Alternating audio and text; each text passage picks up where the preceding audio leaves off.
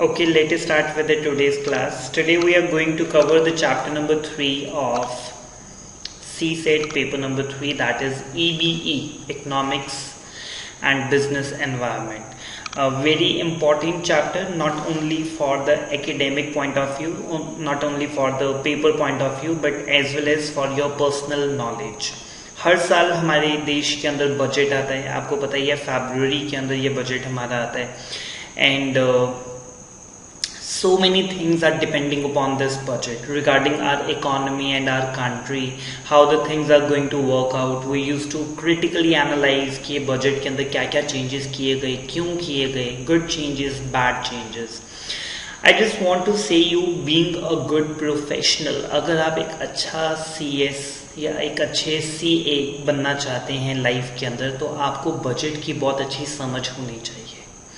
Because whenever the budget is introduced, everyone all around you, be it your relatives, be it your friends, be it your clients, everyone is looking at you कि sir ये budget जो है हमारे लिए तो bouncer था, हमारे तो सर के ऊपर से गया, हमें कुछ नहीं समझ में आया. But because you are in this field, आप हमें बताइए कि ये बजट क्या रहा, what were the key changes, government क्या कर रही है, आपको ये बजट अच्छा लगा या नहीं लगा. क्योंकि अगर मैं कहता हूँ ना कि मेरे को ये बजट बहुत अच्छा लगा, तो मेरे आसपास के जो 50-100 लोग हैं, मेरे स्टूडेंट्स हैं, मेरे क्लाइंट्स हैं, मेरे फ्रेंड्स हैं, मेरे फैमिली मेम्बर्स हैं, तो वो भी आगे जाकर एक ही बात बोलते हैं कि हमें ये बजट अच्छा लगा.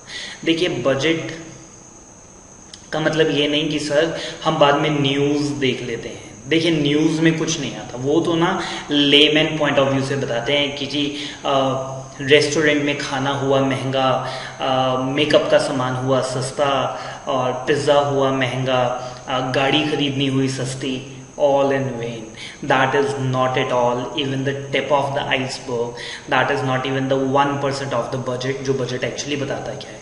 सो वो तो वैसे मिर्च मसाला लगाकर जो बेकार सी बातें होती है ना, ultimately they use to tell that. लेकिन जो डेप्थ में, इन डेप्थ में, कि वो बजट अच्छा है बुरा है, चल क्या रहा है, वो एक अच्छा प्रोफेशनल ही समझ पाता है. एंड आपको उसके लिए समझ में आना चाहिए कि बजट होता क्या है.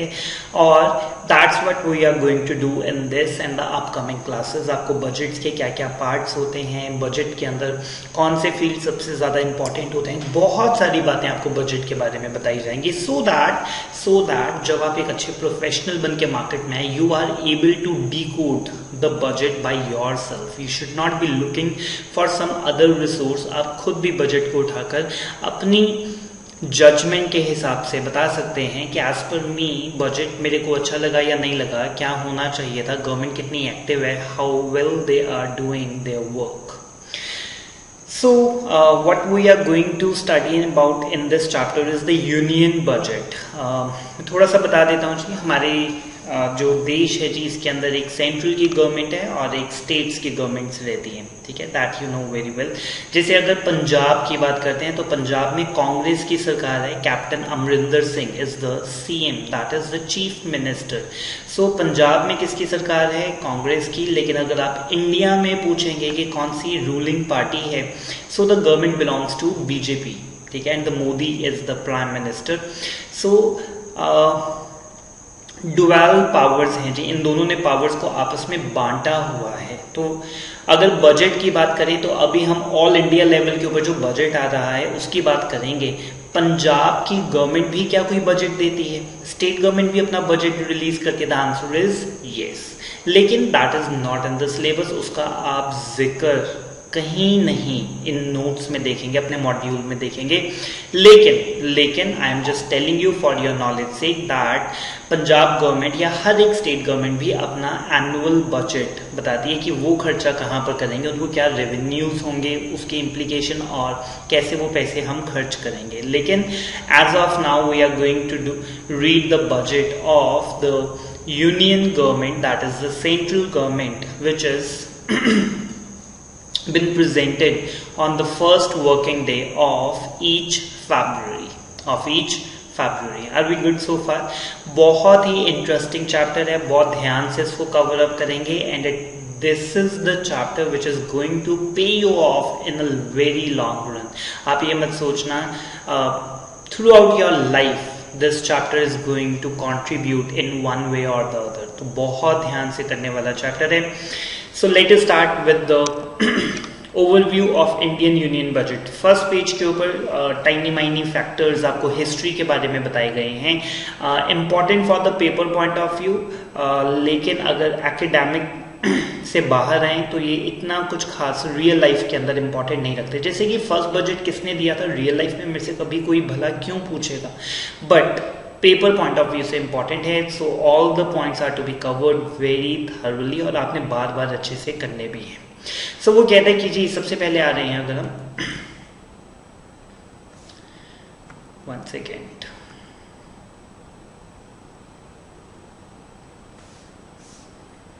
yes. So the first Indian budget was presented by Mr. James Wilson on the February 18, 1869. See, way back, बहुत ही पुरानी बात बता रहे जी, 100-150 साल से भी ज़्यादा इसको होने को आए. तो वो कहते हैं कि जी February 18, 1869 को after the Indian budget was introduced on the April 7, 1860 by the East India Company. So ये जो मिस्टर जेम्स विल्सन थे, obviously they belong to the British and जो ये ईस्ट इंडिया कंपनी थी ये उसको रिप्रेजेंट करते थे. और इन्होंने पहली बार बजट लेकर आए, जो एनुअल बजट हमारा रहता है. द फर्स्ट इंडियन बजट कब आया जी, February 18, 1869 को. और उसके बाद इंडियन बजट का कॉन्सेप्ट था वो इंट्रोड्यूस कर दिया गया April 7, 1860 को, और उसके बाद हर साल से आना शुरू हो गया. सो the first budget of independent India. तो हमने कहा कि सर स्लेवरी की बात भला क्यों करनी है. सो आप ये बताइए जो हमारे लिए मायने रखता है कि इंडिया जब आज़ाद हो गया तो उसके बाद बजट कौन लेकर आता था. So the first budget of the independent India was presented by the then finance minister, जो उस वक्त के फाइनेंस मिनिस्टर थे, that is mister R.K. Shanmukham Chetty. So R.K. Chetty इनको कहा जाता है ज़्यादातर. On November 26, 1947. ऑब्वियसली अब आप कहेंगे कि सर आप तो फरवरी बोल रहे थे, ये नवंबर में है. Obviously because as you know हमारा जो देश था वो आज़ाद ही कब हुआ, लेट अस से अगस्त के अंदर. सो नॉट लेट अस से इट इज़ बट ऑब्वियस कि वो अगस्त के अंदर हमारा देश आज़ाद हुआ. एंड आफ्टरवर्ड्स जो बजट था तो उसके लिए फरवरी की वेट तो नहीं कर सकते थे. तो जितना भी साल बचा था, let us say the partial year, half year was there, तो हमें आधे साल का बजट लेकर आना पड़ा. सो इन दैट केस हम November 26, 1947 को, क्योंकि इंडिया जब आज़ाद हुआ प्रॉपर उसके बाद हमने गवर्नमेंट को रूल किया, the designation have been filled. और उसके बाद जो भी हमारे फाइनेंस मिनिस्टर थे मिस्टर चेट्टी, इनको हमने कहा कि जी आप ये पोजीशन संभालें. And then they presented on when November 26 की जो डेट है जी ये थोड़ी सी इंपॉर्टेंट डेट है, दैट इज़ 26/11. आई बिलीव आपको ये याद करने में ज़्यादा मुश्किल नहीं आएगी. 26/11 के ऊपर मूवी भी बनी है जी इंडिया के अंदर. सो 26/11 को आपको पता ही है जी, जो कसाब ने अटैक किया था मुंबई के अंदर Taj hotel and the Oberois के ऊपर. So in that case, so 26/11 is a easy date for us to remember. 1947 के अंदर ये पहली बार लेकर आए थे.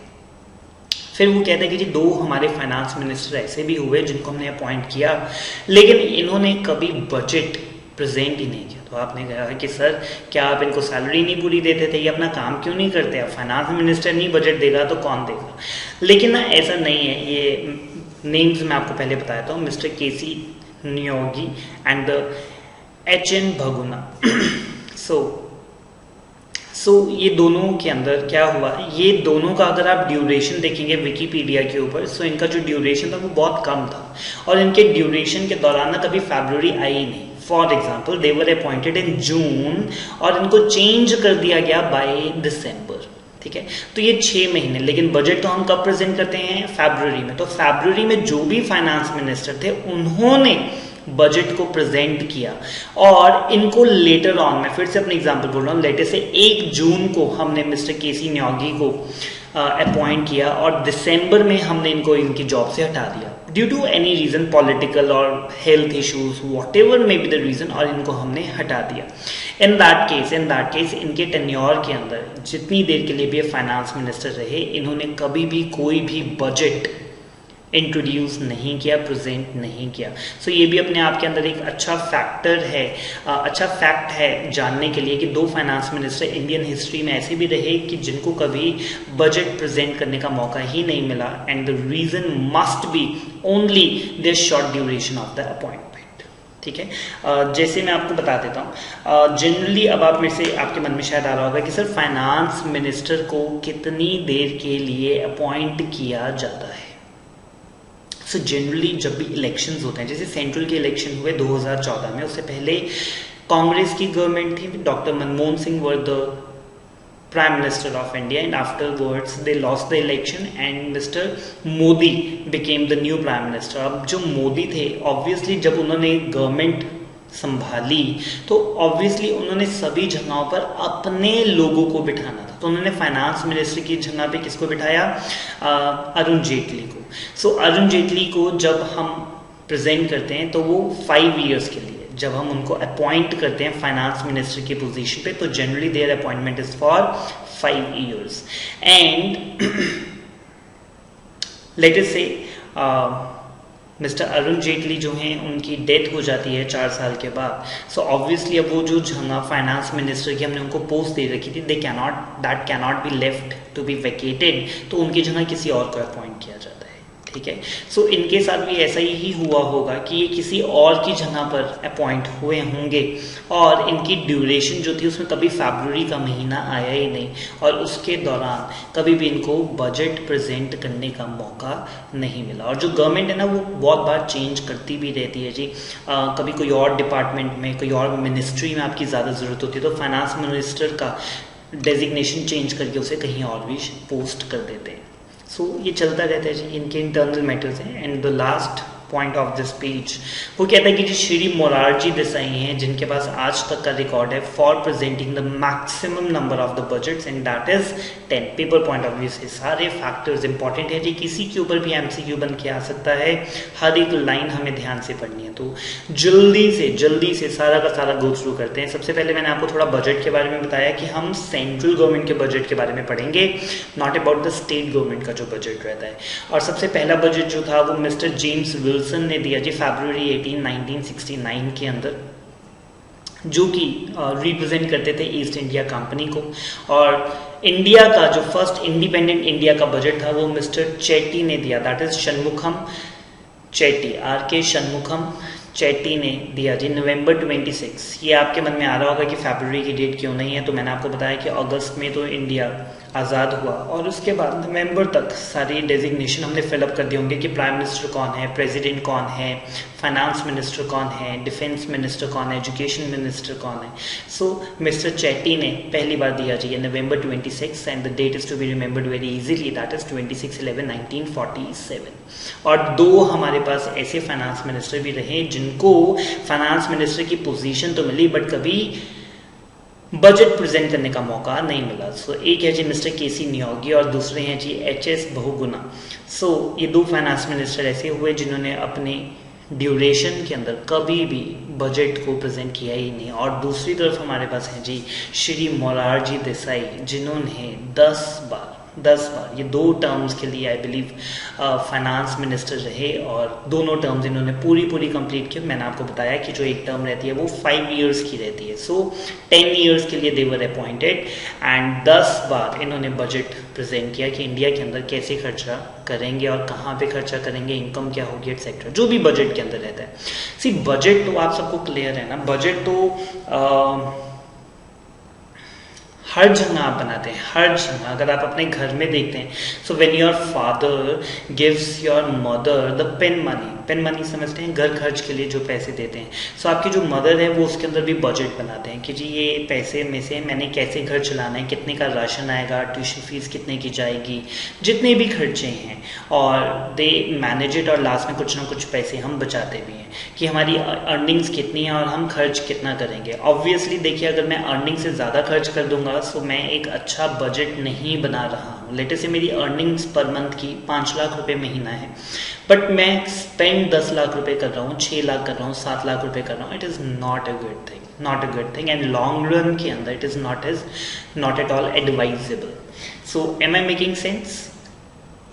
बहुत जगह हम बजट बनाते हैं, बड़ी से बड़ी चीज़ जैसे कि देश को चलाना है तो हम उसके लिए यूनियन बजट बनाते हैं। लेट अस से आपके घर में कोई शादी है, फादर ने अपनी डॉटर की मैरिज करनी है, तो वो सबसे पहले ना रिश्तेदारों को, बड़े बड़े लोगों को बिठाते हैं जी ड्राइंग रूम में और उनको बताते हैं कि जी मेरे पास लेट अस से 50 लाख हैं, 1 करोड़ है, और इसमें शादी पे कितना खर्च करना है, कितने की ज्वेलरी लेनी है, गाड़ी देनी है, कितने का शगन डालना है, टिक्का करना है, और मैरिज पैलेस के क्या खर्चे होंगे, छोटे मोटे जो और फंक्शंस होंगे, ड्रेसेस कितने की आएंगे, etcetera etcetera. So everyone used to make a budget कि हमारे पास टोटल पैसा है कितना, कितना पैसा आने की उम्मीद है, और हमारी आगे एप्लीकेशन कितने की रहेगी, हम कितना पैसा आगे स्पेंड करेंगे। Are we getting it? So budget is clear. So अब बजट के बारे में आपको टाइनी माइनी फैक्टर्स और भी बताए गए हैं जी, छोटी मोटी बातें हैं, ध्यान से पढ़ेंगे। वो कहता है कि जी जो बजट है वो पहले सिर्फ इंग्लिश लैंग्वेज में प्रिंट होता था। ऑब्वियसली जो ब्रिटिश कंपनी थी, east India company, they started this ritual कि हम जो बजट है वो इंग्लिश लैंग्वेज में लेकर आएंगे। सो टिल द 1955 तक जो बजट था वो सिर्फ और सिर्फ इंग्लिश लैंग्वेज में प्रिंट किया जाता था। लेकिन जो फाइनेंशियल ईयर 55-56 का जो बजट था वो दोनों लैंग्वेजेस के अंदर हमने प्रिंट करना शुरू किया from the financial year 55 and 56। Financial year तो सब समझते हैं ना, please do not tell me कि आपको फाइनेंशियल ईयर भी नहीं पता। फाइनेंशियल ईयर वो होता है जो अप्रैल को शुरू होता है जी, 1 अप्रैल को, सॉरी 1 सेकेंड, यस, जो 1 अप्रैल 1955 को शुरू हुआ और खत्म कब हुआ, 31 मार्च 1956। This is the financial year. 2 years होते हैं जी, कैलेंडर ईयर जो कि कैलेंडर जनवरी से शुरू होता है और दिसंबर में खत्म होता है, और एक हमारा फाइनेंशियल ईयर होता है जो कि अप्रैल 1 से शुरू होता है और 31 मार्च को खत्म होता है। तो कहता है फाइनेंशियल ईयर 55-56 का जो बजट था ये पहली बार दोनों लैंग्वेजेस के अंदर प्रिंट हुआ, हिंदी में भी और इंग्लिश में भी, विच मेक सेंस। आपको दोनों में करना चाहिए, हिंदी हमारी मदर टंग है और वी शुड रिस्पेक्ट। और ब्रिटिश एरा के अंदर वो कहता है जो बजट है वो शाम को 5 बजे आता था। आपने कहा कि सर ये क्या टाइम है 5 बजे शाम को, वर्किंग आवर्स खत्म हो जाते हैं, उसके बाद थोड़े ना आप पार्लियामेंट के अंदर बजट लेकर आएंगे। सो एक्चुअली ब्रिटिश एरा के अंदर बजट 5 बजे क्यों आता था, बिकॉज उस वक्त यूके के अंदर, लंदन के अंदर मॉर्निंग के 10 बजते थे, तो वहाँ पे फ़ोन पे वो सारा टेलीफोनिकली डिसाइड करते थे, और जब वहाँ की पार्लियामेंट एस्टैब्लिश होती थी वहाँ पे बजट पहले प्रेजेंट होता था, और फिर इंडिया के अंदर जो बजट वहाँ से अप्रूव होता था वो फिर इंडिया के अंदर दिया करते थे। सो इसीलिए ये 5 बजे का रिचुअल था। लेकिन 2001 से काफ़ी देर के बाद इंडिया ने ये प्रैक्टिस को डिसकंटिन्यू किया, तो आज़ाद होने के बाद ना हम भी उसे शाम को 5 बजे ही देते रहे। ये नहीं सोचा कि ऐसा क्यों चलते आ रहा है, हमने कहा कि जी वो अंग्रेज भी तो ऐसे ही करते थे तो हम भी शाम को 5 बजे ही दे देंगे। रिचुअल हो जाता है ना, माइंडसेट हो जाता है। बहुत सारी चीज़ें ऐसी हैं जो आप अपनी रूटीन के अंदर घर में पूजा वगैरह आप करते हैं, और वो ऐसे क्यों करते हैं आप अपने कभी मदर फादर से पूछ लें अगर गलती से कि ये हम ऐसा क्यों करते हैं, इस पूजा के अंदर ऐसा क्यों करते हैं और ऐसा क्यों नहीं करते हैं, तो दे विल से कि बस चुप हो जाओ और चुपचाप करो, विश्वास के साथ करो, डू नॉट आस्क कि ऐसा क्यों करते हैं। सो बहुत बार ऐसा होता है कि जो चीज़ हम बार बार करते जा रहे होते हैं ओवर द ईयर्स, हमारा कॉन्शियस माइंड जो है उसको ऐसे एक्सेप्ट कर लेता है, कभी उसको क्वेश्चन ही नहीं करता। तो देखिए आज़ादी के बाद हम भी 53 ईयर्स तक, 2001 तक, 47 में हम आज़ाद हुए, 53 ईयर्स तक हम भी शाम को 5 बजे ही बजट देते रहे, क्योंकि अंग्रेज हमेशा शाम को 5 बजे देते थे। लेकिन 2001 में जब अटल बिहारी वाजपेयी जी की सरकार आई तो उन्होंने कहा कि जी बजट शाम को 5 बजे क्यों दें, हम मॉर्निंग में 11 AM को अपनी पार्लियामेंट में देंगे। Why to extend the parliament, शाम को बजट देने में भी 3-4 घंटे लग जाते हैं, 5 बजे शुरू करेंगे, 9-10 बजे तक बजट ही आता रहेगा। तो वो कहते हैं कि जी नहीं, मॉर्निंग के अंदर बजट दिया जाएगा, 11 बजे बजट प्रेजेंट किया जाएगा।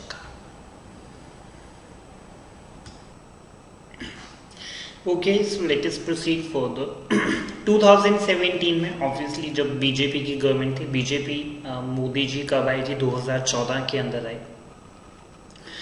Until 2017 there was a ritual कि जो बजट है वो हम फरवरी के लास्ट वर्किंग डे को लेकर आया करते थे, लेकिन पिछले 2 साल से हमने इस रिचुअल को तोड़ दिया जी, और अब हमने कहा कि जी फरवरी के लास्ट वर्किंग डे को नहीं बल्कि फर्स्ट वर्किंग डे को बजट अब हम इंट्रोड्यूस करेंगे।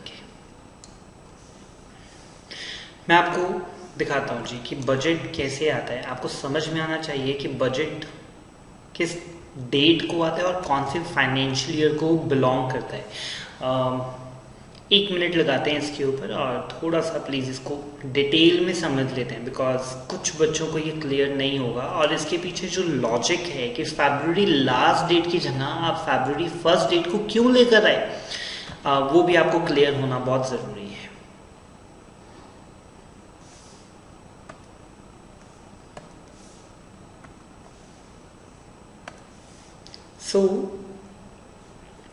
एक्चुअल में लेटर से आज जो पहले फरवरी मंथ लेकर चलते हैं, कोई भी फरवरी, आप फरवरी 2020 उठाते हैं। फरवरी 2020 की 2 डेट्स हैं लेटर से, एक है जी 1 फरवरी, और क्या फरवरी 2020 एक लीप ईयर है? The answer is yes, then it is 29 February which is going to be the last date. So पहले जो बजट होता था वो लास्ट वर्किंग डे, फिर से बोल रहा हूँ last working day, last day of February में नहीं कह रहा बल्कि लास्ट वर्किंग डे कह रहा हूँ। तो अगर 29 फरवरी को संडे है तो ये 28 फरवरी को है। लेकिन अगर आप कहते हैं, हम चेक कर लेते हैं, कैलेंडर में आपके लिए ओपन कर देता हूँ, देखते हैं 29 फरवरी को कौन सा दिन था।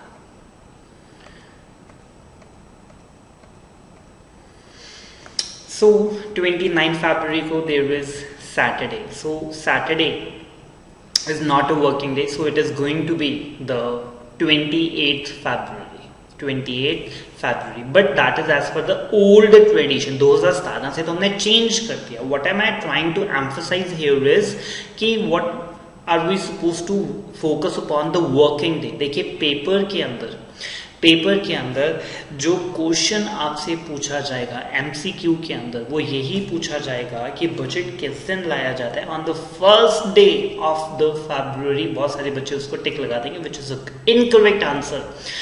It is the first working day, अगर 1 फरवरी को it is Sunday, then it is going to be on the 2nd of the February।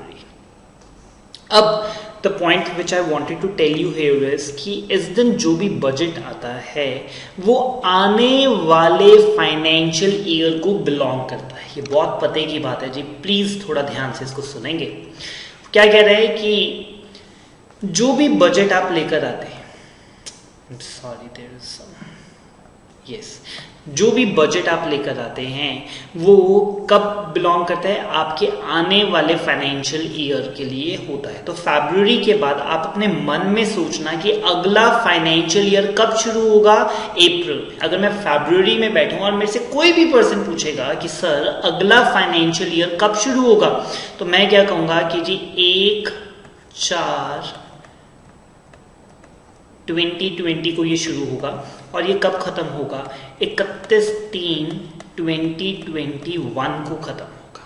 ठीक है, सो बेसिकली ये जो बजट फरवरी महीने में आप लेकर आते हैं, जो कि पहले last date of the February को लेकर आते थे, लेकिन 2017 से हमने रिचुअल चेंज कर दिया और अब हमने क्या कहा कि अब ये 1 फरवरी को लेकर आएंगे।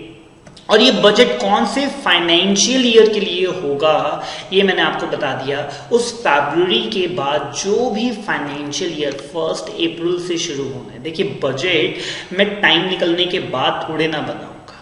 लेटेस्ट से मैं आपको कहा था कि फादर ने अपनी डॉटर की शादी करनी है, तो शादी होने के बाद थोड़े ना बजट बनाएंगे, सारा काम शुरू होने से पहले ही बनाएंगे ना बजट। तो सेम वे ये फाइनेंशियल ईयर शुरू होने से पहले जो फरवरी आती है उसके अंदर बजट हम बनाते हैं कि अगले साल के लिए हमारे पास क्या प्रपोजल है। तो आपको ये समझ में आना चाहिए कि 1 फरवरी को हम बजट बनाते थे। और ये डेट हमने शिफ्ट क्यों की, हमने कहा sir last date of February को करते थे, तब भी तो पूरा मार्च का महीना था। सरकार कहती कि ये टाइम बहुत कम है, हमें ना जैसे इस बजट के अंदर हम कोई भी नए प्लान, नई स्कीम्स, नई चीजें लेकर आते हैं, ठीक है। लेटेस्ट से हम बैंकर्स को कहते हैं कि जी आप ना किसान को 5 लाख रुपए की सब्सिडी देंगे, आप उनको इंटरेस्ट फ्री लोन्स देंगे। हम एक नई योजना लेकर आ रहे हैं जिसमें सारी इंश्योरेंस कवर अप होगी, ठीक है।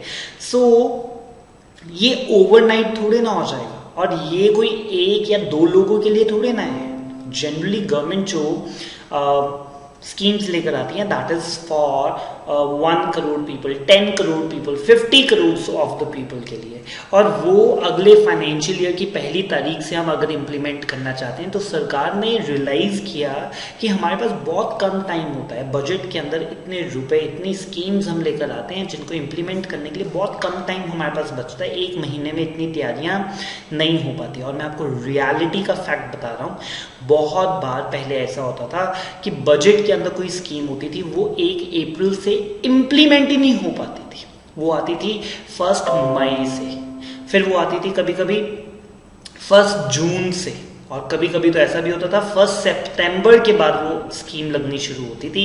मतलब बजट में हमने प्रपोज कर दिया था, पास भी हो गई थी, लेकिन तैयारी भी तो करनी पड़ेगी, उसका सारा सेटअप भी तो करना पड़ेगा, उसमें कौन से लोग आ सकते हैं, उनकी वेरिफिकेशन कैसे होगी, आधार चाहिए होगा, कौन सी वेबसाइट पे जाना होगा, ये सारी चीजें आप ओवरनाइट नहीं कर सकते, 1 महीने में नहीं कर सकते, जब the audience which you have to cater is in crores. So in that case बहुत तैयारियां करनी होती थी। That's why उन्होंने कहा कि जी last date of the February की जगह 1st date of the February को लेकर आएंगे। और मैं आपको सच में अपने मन की बात बताता हूँ, ओपिनियन में अपनी बताता हूँ, दैट इज 1 फरवरी भी बहुत लेट है, बहुत लेट है। आपको ये जो डेट है, चाहे तो government in the near future it may be in the January 15 को कर दें, जनवरी 11 को करते हैं, या जनवरी 1 को करते हैं, ठीक है। 1 जनवरी तो ऑब्वियसली इट्स अ हॉलीडे, तो 1 जनवरी को तो will not be possible, but जनवरी में कोई अगर ये डेट रखें तो बजट को इम्प्लीमेंट करने में, एग्जीक्यूट करने में, सारी स्कीम्स प्लानिंग को एग्जीक्यूट करने में आपको ज्यादा अच्छा टाइम मिलेगा और ज्यादा इफेक्टिव बजट आपका रहेगा। So I just want to tell you कि पहले फरवरी में लास्ट डेट को आता था, और अब 1st वर्किंग डे को आता है। वर्किंग डे यहाँ पे बहुत इंपॉर्टेंट है जी, प्लीज आप मिस नहीं करेंगे। तो वो कहता है कि जी 2017 तक तो लास्ट डेट तक लाने का ट्रेंड था, लेकिन उसके बाद हम इसको 1st working day of the February को लेकर आना है शुरू हो गए। और वो क्या कहता है कि जी 2017 में हमने एक चेंज और भी किया जी, जो कि बहुत बड़ा चेंज था, that was the rail budget को हमने यूनियन बजट के अंदर मर्ज कर दिया। अर्लियर 2 बजट आते थे, रेलवे का बजट अलग से आता था और यूनियन बजट अलग से आता था। रेलवे का जो बजट था, पहले की बात बता रहा हूँ, वो 1 दिन पहले आता था, मतलब रेलवे का जो बजट है वो 27 तारीख को आता था, और हमारे देश का बजट जो है वो 28 तारीख को आता था। लेकिन जब हमने इसको शिफ्ट किया टू द 1st, तो हमने कहा दोनों बजट एक ही दिन आएंगे जी, रेलवे का भी और यूनियन का भी, 2 बजट अलग अलग नहीं आएंगे, उन दोनों को हमने मर्ज कर दिया। तो 2017 से हमने 2 अच्छे चेंजेस किए, दोनों चेंजेस को मैं अप्रिशिएट करता हूँ। Number 1, from the last working day of the फरवरी से उसको शिफ्ट कर दिया to the 1st working day, ठीक है। Last working day of the फरवरी, मैं फिर से बोल रहा हूँ, अगर लीप ईयर है तो 29th ऑफ फरवरी भी हो सकता है, बट अगर वो लीप ईयर नहीं है, in that case it is going to be 28th of the February. लेकिन अब वो झंझट, वो कॉन्सेप्ट खत्म ही हो गया जी। अब हमने क्या कहा, it is going to be the 1st working day of the February. अब देख लो वो 1 तारीख है या 2 तारीख है। एंड 2 बजट्स को हमने मर्ज किया, एक रेलवे के बजट को हमने यूनियन बजट के साथ मर्ज कर दिया। सो कहता है कि first time in the 92 years के अंदर हमने पहली बार जो ये दोनों बजट्स हैं उनको मर्ज करके प्रेजेंट किया, which is a good practice. Why to go for the 2, जब आप सभी को मर्ज करके देते हैं, आप एग्रीकल्चर, बिजनेस, सभी का एक ही बजट होता है, तो रेलवे का अलग से बजट क्यों बनाते हैं? उसको भी यूनियन बजट में ही मर्ज कर दिया, और रेलवे की भी अब जितनी भी खर्चा, इनकम, सब कुछ रहता है वो सारा का सारा अब यूनियन बजट का ही पार्ट बना दिया गया।